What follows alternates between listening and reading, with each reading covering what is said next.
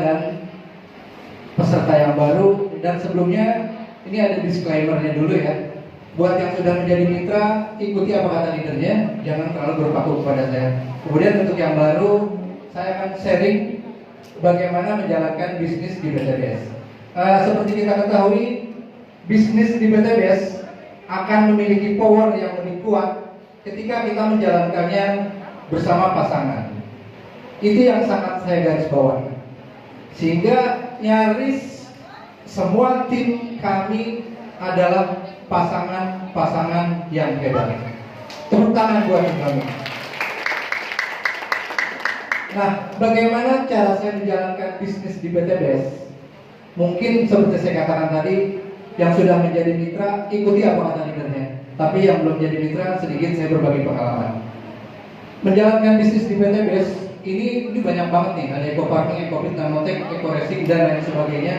Tapi usahakan kita betul-betul fokus mana produk knowledge yang akan betul-betul kita kuasai. Jujur kalau selama ini saya pribadi dan tim itu menggarap suatu bisnis yang tidak akan pernah mati di Indonesia. Produk itu berkaitan dengan produk negara agraris atau negara pertanian. Saya tidak mengatakan produk-produk ini nggak bagus, tapi seiring perkembangan zaman, mungkin kita tidak lagi membutuhkan, bukan tidak membutuhkan. Ini Eco Racing mungkin seiring berkembangnya teknologi mobil listrik, keluaran Elon Musk, Tesla, mungkin lambat laun yang akan bergeser. Makanya kita harus banyak belajar bagaimana kita bisa mengeksplorasi setiap produk yang ada di PTBS. Banyak banget, semua produk itu bagus-bagus banget.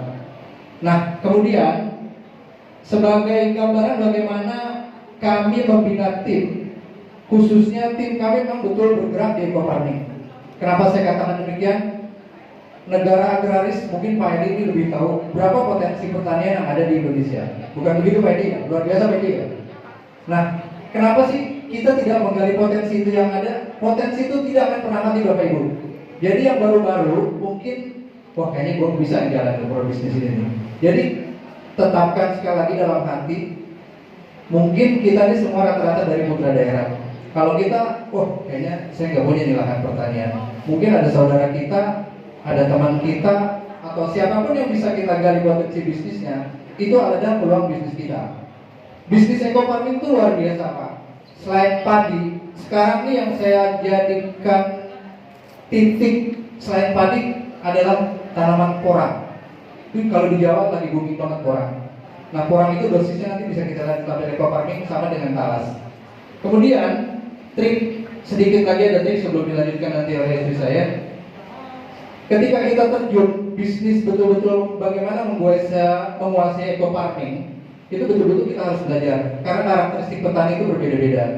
Ada yang ketika kita undang dia diem, itu ada PPL, insinyur pertanian. Ada yang nanyanya itu ngetes kita seberapa jauh pengetahuan tentang Eco Farming. Jadi kalau mau petani-petani biasa, itu ya mereka nggak mau repot aplikasi lihat bukti gitu. Tapi kalau kayak praktisi pertanian, PPL, insinyur pertanian, itu menjelimet banget pertanyaannya. Itu harus bisa kita antisipasi. Dan yang paling harus kita ketahui di Eco Farming itu kan namanya pupuk organik super aktif ya. Itu pernah dijelaskan Bolis apa maksud dari super aktif. Sebetulnya di Eco Farming itu ada namanya mikroba. Saya pernah ditanya sama insinyur pertanian di daerah Pangandaran, apa aja sih mikrobanya? Saya tahu tuh dia ngetes gitu. Karena kalau di umum tuh nggak akan diikutkan. Tapi ada suatu mikroba, ada dua mikroba yang harus kita ketahui di dalam Eco Farming itu ada namanya Trichoderma sama Lactobacillus. Itu aja kita ketahui. Trichoderma itu apa? Trichoderma itu adalah mikroba yang bertugas mengurai residu-residu pupuk kimia menjadi netral. Itu namanya Trichoderma. Nah, kalau Lactobacillus, kita kenal kan iklan Yakult kan, mengandung LKC. L itu singkatan dari Lactobacillus. Itu adalah meningkatkan, kalau di bakteri baik, saya sebut iklannya, saya sebut namanya lah nggak apa-apa. Kalau Yakult itu namanya mikroba baik, merapikan pencernaan. Tapi kalau di Eco Farming itu adalah untuk kesuburan tanaman. Pokoknya Bapak Ibu yang baru bergabung, atau yang baru datang, potensi bisnis di PTBS itu luar biasa. Nggak akan pernah mati Pak. Apalagi kalau industri pertanian dari Sabang sampai Merauke. Dan alhamdulillah saya melakukan uji coba lahan, itu udah ada di beberapa kabupaten kota. Dan Ini baru besok saya udah diundang panen di daerah Jonggol sama Sukamakmur, itu dengan hasil panen yang luar biasa. Tepuk tangan buat Eko kami. Nah kemudian dalam menjalankan bisnis, saya katakan kita lebih powerful ketika menjalankan bisnis ini kita berpasangan. Saya kemanapun selalu didampingi istri saya yang luar biasa. Kemanapun ada dia, pasti ada saya. Ada saya, pasti ada dia. Tepuk tangan buat istri saya.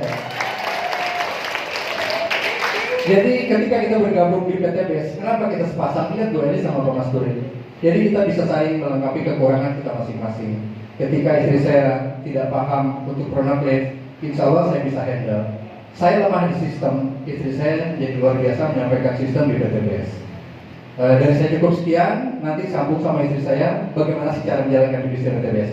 Semoga bermanfaat. Mohon maaf kalau topik bagi saya. Assalamualaikum warahmatullahi wabarakatuh. Ya, kasih pas Bapak Muda. Assalamualaikum warahmatullahi wabarakatuh. Waalaikumsalam warahmatullahi wabarakatuh. Kata Bes. Berkah, Noriba. Oke, saya punya waktu berapa menit ya? Oke, 20 mungkin ya. Oke. Saya di sini nggak akan cerita tentang yang Pak Wida ceritain karena itu memang saya sudah bagi tugas itu bagian beliau untuk menjelaskan produk. Saya lebih pada bagaimana bantu umat terbebas dari hutang dan riba. Saya sedikit mundur ke belakang kisah hidup saya. Saya cerita bagaimana saya sampai alhamdulillah berada di sini karena wasilah diri saya luar biasa. Bu Elis dan Pak Mas Turi ya, bosan-bosan terus mengingatkan saya. Saya ucapkan banyak terima kasih, banyak sekali perubahan yang Allah kasih lewat bisnis Eco-Racing ini. Sebelumnya saya mau cerita tentang pribadi diri saya karena ini success story. Saya nggak akan bicara bisnis saya, tapi saya bicara bagaimana saya bisa seperti ini. Oke ya. Background saya sendiri, saya sebenarnya dulu seorang karyawan. Saya sekretaris bagian akunting. Terakhir saya di Pertamina, saya sebagai sekretaris manajer di salah satu fungsi untuk perizinan pendirian SPBU. Saya sering banyak berada di balik komputer. Saya bukan orang yang gaul. Saya bisa dikatakan orang yang kuper. Saya juga pernah punya pacar, langsung jadi. Mungkin kalau kata teman saya nggak enak ya, kayak lu nggak puas. Mungkin, tapi ya jalan hidup saya seperti ini. Saya nggak banyak, nggak gaul, nggak supel. Inilah saya kaku mungkin. Saya bisa seperti ini berproses hingga tiba-tiba saya jadi seperti ini. Saya orang komputer, jam istirahat saya nggak pernah namanya saya main kayak teman-teman ke mall dan lain sebagainya. Saya seringnya kalau saya tuh umur nggak boleh lihat bantal, pasti saya tidur. Jangankan lihat bantal, kunci motor aja saya tidur.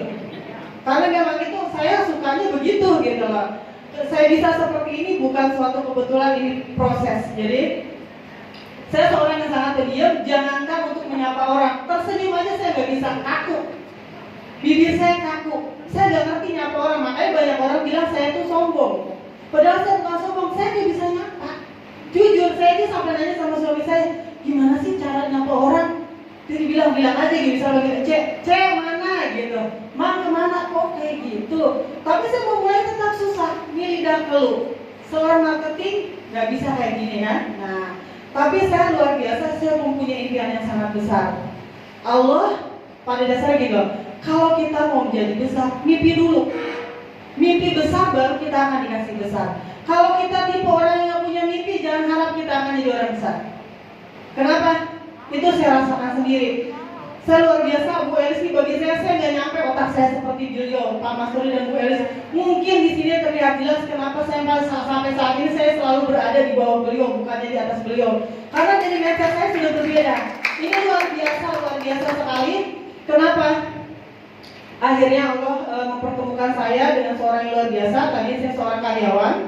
Akhirnya saya dijelaskan suatu bisnis yang punya masa depan. Karena saya pikir seorang karyawan itu bisa diukur kemampuannya. Kenapa? Kita cukup lihat orang yang lebih dahulu. Kayak semacam gini, kita kerja di satu perusahaan dengan gaji standar ya. Semua orang tahu UMR seperti apa. Kita mau lihat nasib kita 5 tahun ke depan. Kita lihat aja kan udah 5 tahun kerja di sini, ya enggak? Gampang sekali lihatnya kayak gitu. Makanya saya ketemu Pak Mas Turi, dikasih tahu potensi income yang bisa menghantarkan kepada impian saya. Karena kenapa saya selalu bermimpi saya bawa mobil sendiri? Karena menurut teman saya, pasti lu tuh udah keren, cuma saya ngasih lu belum keren. Itu mukul banget, mukul dan jujur itu mukul. Dia bilang, Rosi, lu tuh nggak, lu sama dia cantikan lu loh. Harusnya lu yang bawa mobil itu. Iya ya, harusnya gua, tapi gimana cari, berapa sih harga mobil? Dulu 200 juta, dari mana? Tapi itu terus saya bayangkan saya bawa mobil itu. Nah itu luar biasa, itu dream. Orang kalau pengen besar, mimpilah besar. Kayak gitu. Itu luar biasa kekuatan mimpi. Pada saat kita bermimpi, maka alam pun akan menyampaikan kita ke mimpi itu, kayak gitu. Terus akhirnya saya jelaskan suatu bisnis dengan Bu Elis. Potensi bisnis yang ditawarkan luar biasa. Saya cukup berpikir gini, kalau saya kerja 5 tahun, hidup saya akan seperti ini aja. Tapi kalau saya kerja di sini 5 tahun, insya Allah apa yang saya impikan akan capai gitu. Makanya saya nekat keluar dari kantor kayak gitu. Tapi memang saya tipe orang yang gak bisa dipengaruhi. Saya tetap keputusan ada di tangan saya. Waktu itu Pak Masuri bilang, Rosi resign nanti dulu Bi. Saya harus punya income dulu buat mengganti income yang sudah ada. Akhirnya alhamdulillah income saya terbayar. Akhirnya saya putuskan resign. 1 hari saya memutuskan resign. Tanpa pikir panjang saya resign. Saya dari lulus SMA seorang karyawan, bukan seorang yang tanpa job desk. Jadi kalau kerja kan udah ketahuan, hari ini gue mau kerjain pajak, mau kantor pajak, pulang bla bla bla gitu kan. Schedule udah jelas. Pas saya resign, habis saya nggak bisa apa-apa. Awal mula saya benar-benar berpikir keras gimana saya bisa hidup, bisa melanjutkan hidup, bisa ngasih anak-anak makan. Di situ mulai saya berpikir keras. Proses dimulai, saya dikuatkan dengan proses dari satu ke satu proses, dari satu ke sakit. Begini loh, biji bisa tumbuh besar pada saat diinjak. Makanya teman-teman jangan pengen langsung enak, jangan harap. Nggak ada kesuksesan tanpa perjuangan. Ya nggak? Oke, akhirnya saya melalui proses 1 hari itu saya tanpa ada arah mau kemana, tapi saya sudah memutuskan resign. Dan di kantor pun nggak mungkin saya balik lagi ke kantor. Pada saat saya hilang arah mau kemana, saya tetap keluar. Fungsi marketing apa? Pada saat kita pengen sukses, marketing itu apa sih? Berhubungan dengan orang lain, menjual pada sama orang lain lah. Kita harus ada komunikasi dengan orang lain. Akhirnya saya memutuskan untuk keluar rumah, tapi saya nggak tahu mau kemana. Agak tahu saya siapa yang mau saya temuin. Saya keluar, disitulah saya mulai uji mental saya untuk menyampaikan suatu produk ke orang. Banyak sekali penolakan, bahkan makian. Ingat, pada saat kita pengen jadi juara, kita harus yakin sama diri kita. Walaupun di saat orang tidak yakin sama kita. Ya, akhirnya saya lewati proses itu, jujur. Awal mula saya berada di asuransi syariah. Pak Masuri, Bu Elis ini leader saya. Beliau sudah agency manager di perusahaan itu. Dan alhamdulillah posisi kita Pak Masuri agency, aku SUM dulu ya, senior leader manager. Kayak gitu. Tapi itu proses bukan yang mudah, luar biasa. Dengan orang yang sering memandang negatif dengan asuransi, bayangkan. Dengan kondisi saya yang baru pertama jadi marketing, belum pernah saya kerja serabutan seperti itu, saya harus melalui proses penolakan dan makian. Luar biasa, sampai suatu hari saya ketemu orang yang benar-benar membenci asuransi dan saya jadi sasaran. Bisa dikatakan saya jadi pelampiasan kesalahannya. Pada agennya dilampiaskan ke saya. Itu luar biasa pukulan buat saya. Sebulan saya nggak bisa senyum. Saya nggak bisa senyum loh. Saya takut ketemu orang. Itu benar-benar luar biasa. Tapi saat itu saya yakin sama Allah. Ya Allah, aku tahu ini proses Allah untuk menguatkan saya. Jangan pernah berpikir negatif sama Allah. Pada saat kita mengalami suatu yang buruk, selalu berpikir positif. Karena itu memang akhirnya akan positif. Karena Allah nggak akan pernah memberikan kita suatu hal yang negatif. Kalau kata Bu Cucu, you think positif, become positif. Ya nggak Bu Cucu? You think negatif, become negatif. Gitu kayak gitu. Makanya kita jangan pernah berpikir negatif. Nah, saya lalui dengan Modal saya apa? Modal saya cuma keyakinan. Makanya teman-teman di sini kalau mau jalan bisnis ini, yakin. Karena modal kita apa? Mau dan yakin. Tidak ada lebih dari itu. Apalagi PTBS luar biasa. Ini sistemnya network, tapi tidak memberatkan. Kalau kita lihat multi level di luar sana, ada kewajiban untuk selalu repeat order, ya nggak? Tutup poin, plus ada reset poin.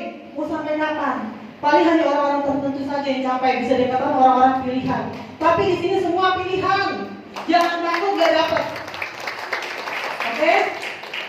Lanjut. Ini udah kering nih. Boleh saya minum dulu. Oke, saya tambahkan ya. Jadi yang baru pertama kali hadir mana aja Bapak? Ada, cukup banyaknya. Makanya usul saya segera bergabung. Jangan ditunda lagi Pak. Tidak ada ruginya menjalankan bisnis ini. Tepuk tangan buat PTBS. Kenapa saya katakan demikian? Orang pasti akan berpikir hal yang sama.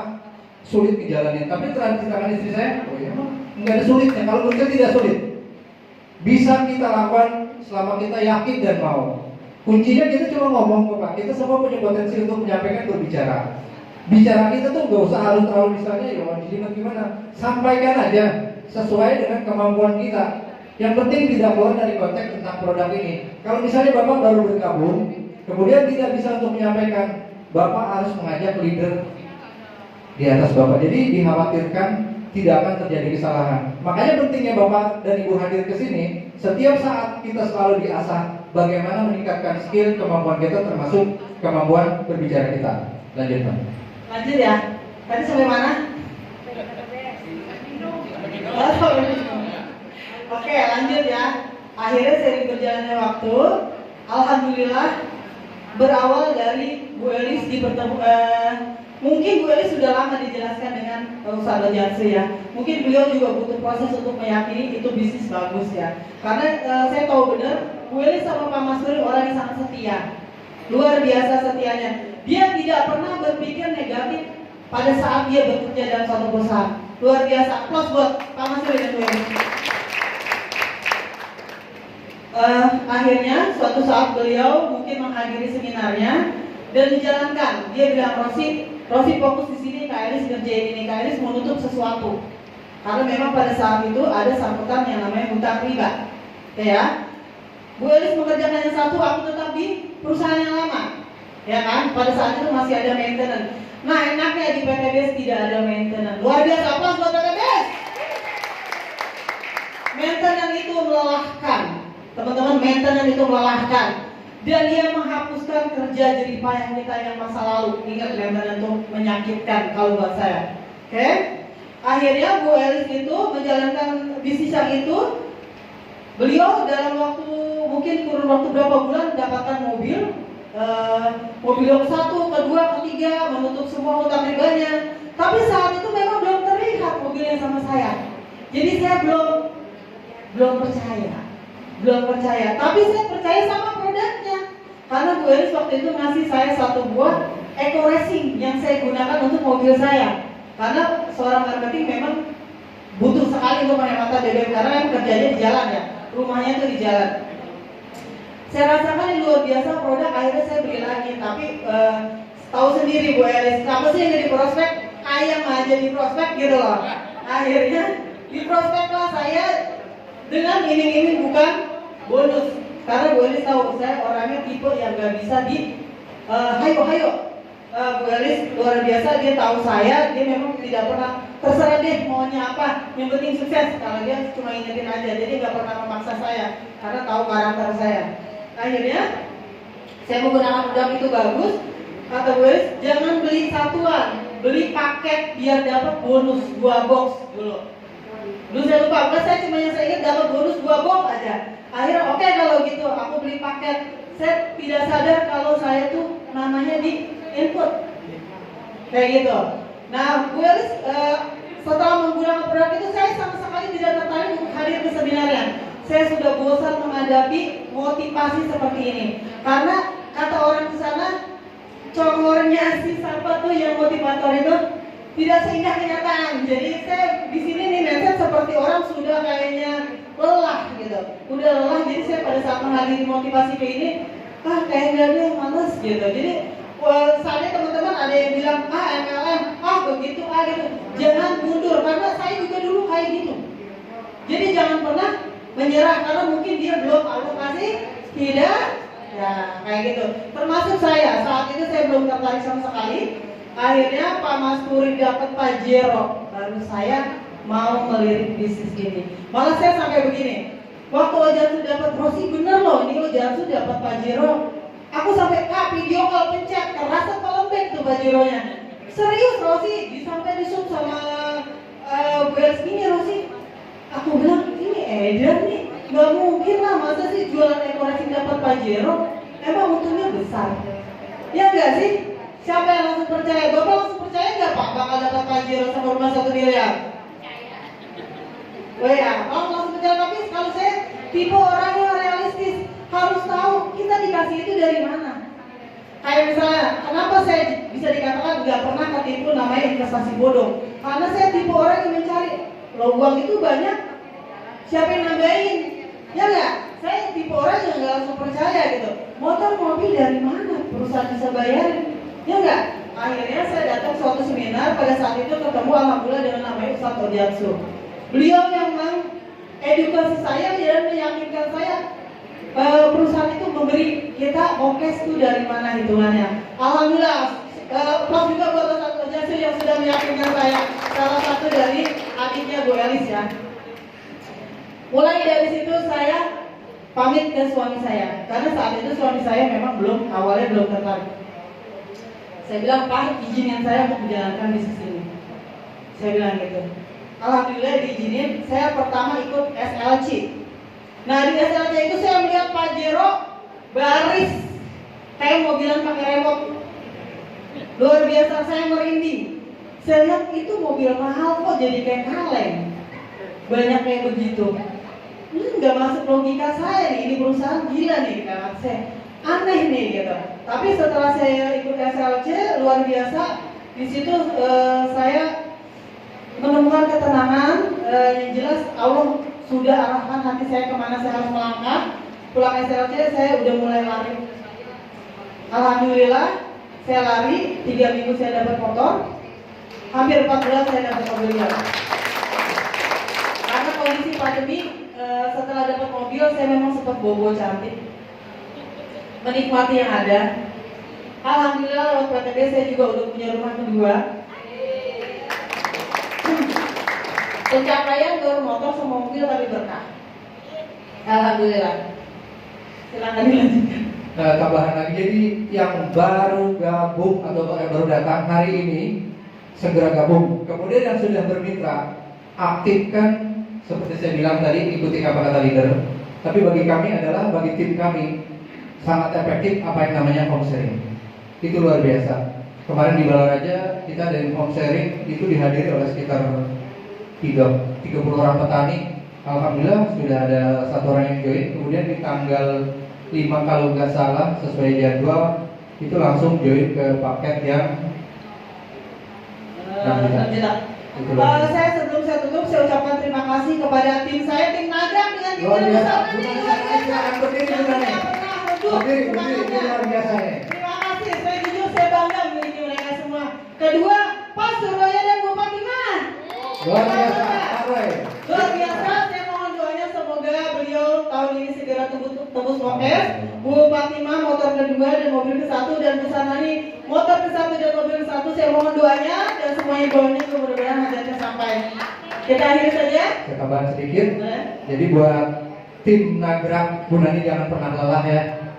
Buat tim-tim yang lain, Pak Roy semuanya, terima kasih banyak semuanya. Kita adalah keluarga besar dan terasa seperti saudara dimanapun saya berada. Pak Rafi ini gak ada di Cikarang nih. Jadi tim kami itu ada di Cikarang, Tangerang, Nagrang, kemudian ada di Serang, kemudian ada di Cilacap, Pangandaran, di tempat kampungnya Bu Elis itu ada. Maka saya tanya nanti kita mampir Bu Elis. Alhamdulillah luar biasa. Di Nagrang, Jati Murni, Cikarang. Cikarang sama nanti di Tangerang Balaraja. Di Balaraja Barat. Nanti mungkin kalau ada yang di Balaraja Barat boleh dititipkan, itu komunitas petani semua itu di Balaraja. Nama desanya unik, Desa Tobat. Desanya Tobat, saya baru dengar nama ada Desa Tobat gitu, Kecamatan Sukamulya. Kebetulan tim kami juga didukung banget oleh Balai Penelitian Pertanian BPP Kaliasin, yang merupakan suatu keajaiban buat saya kemarin. Saya nggak pernah ketemu tuh orang, mereka memberikan testimoni yang luar biasa. Jadi nggak ada settingan, kebetulan itu orangnya orang BPP, Balai Penelitian Pertanian. Jadi kajian mereka tentang pupuk ekofarming yang sangat profesional, karena memang dari praktisi pertanian gitu. Nah terus ada tambahan lagi, buat yang sudah bermitra, kalau kami telah membentuk apa yang namanya forum kemitraan ekofarming. Jadi petani di seluruh Indonesia itu akan terhubung sama forum tersebut. Nah, saya menginduknya karena tidak semua bisa bergabung ketika kita latihan training ekofarming di sini tuh nggak semua bergabung. Yang bergabung di situ kan yang pernah ikut training. Tapi ketika ada pertanyaan yang bisa saya jawab, saya akan tanyakan ke Pak Munir. Kemudian jawaban dari Pak Munir saya share lagi ke forum mitra ekofarming. Itu alhamdulillah jumlahnya banyak banget. Hampir ada beberapa kabupaten kota. Kebetulan lokasi kami uji coba yang paling jauh tuh ada di Candipuro, Lampung Selatan. Dan itu luar biasa sambutan petani. Pokoknya Bapak dan Ibu semuanya yang belum bergabung segera gabung. Tepuk tangan buat BTBS. Dan yang telah bergabung, aktifkan lagi home sharing, home meeting atau apapun namanya. Tetap kita sampaikan sebisa yang kita bisa, semampu yang kita mampu. Saya rasa dari saya cukup sekian. Saya tutup. Assalamualaikum Assalamualaikum warahmatullahi wabarakatuh.